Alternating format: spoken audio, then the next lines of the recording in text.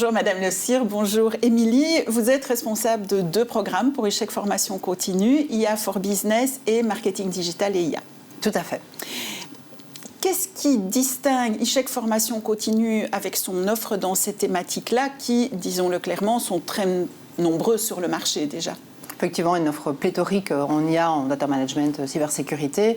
La différence, c'est qu'en fait, quand on regarde l'offre sur le marché, c'est souvent très théorique et très généraliste, ou alors c'est orienté à l'extrême opposé, qui est orienté vraiment outils, pratico-pratiques, utiliser ChatGPT et autres, pour prendre l'exemple de l'IA. Ici, à l'Échec Formation Continue, finalement, on a pris le pli ou le pas de s'orienter métier, donc RH, com, finance, ou IA for Business, où là, on fait en 10 jours le tour de l'entreprise et des différents départements en voyant ce que l'IA apporte. Et donc, il y a vraiment cette approche qui est une approche terrain, qui est chère à l'Échec Formation Continue. C'est un peu sa marque de fabrique. Et donc, par rapport à ça, comme on était un peu précurseur, puisque ça existe depuis plus de 2 ans, en tout cas. En IA générative, on a directement commencé à faire les formations quand ChatGPT et autres sont sortis. Et je dirais que ce qui fait vraiment la différence, c'est vraiment cet aspect one-stop shopping. Comme l'offre est pléthorique,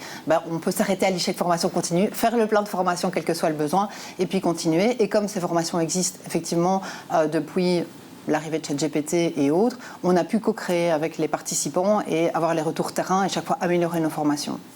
Alors quand on parle de cybersécurité, de data, d'IA, on a tendance à voir ça sous son aspect technologique, éventuellement juridique. Qu'apporte une école de gestion et la formation continue d'une école de gestion dans ces thématiques ?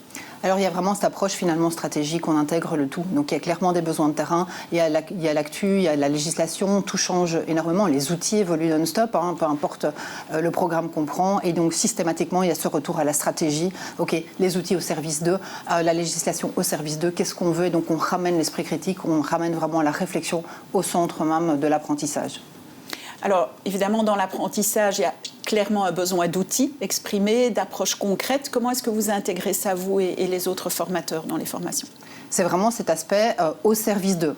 De quoi est-ce qu'on a besoin ? Et c'est pour ça que cette approche métier est intéressante. Et en data, c'est pareil. On peut faire raconter tout et n'importe quoi aux données, mais qu'est-ce qu'on veut ?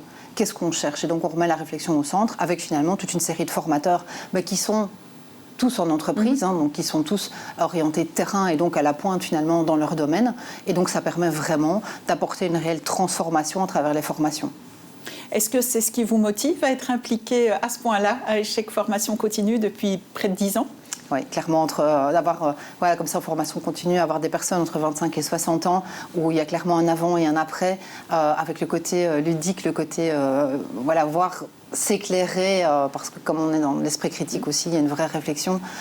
Et donc moi, c'est vraiment ce qui me nourrit au centuple, les rencontres humaines, l'Échec et son équipe, vous êtes un peu ma deuxième maison, vous le savez, et la richesse des participants et de l'innovation. Et voilà, toutes des parties prenantes ravies en tous les cas. Exactement. Merci beaucoup, Émilie. Merci à vous.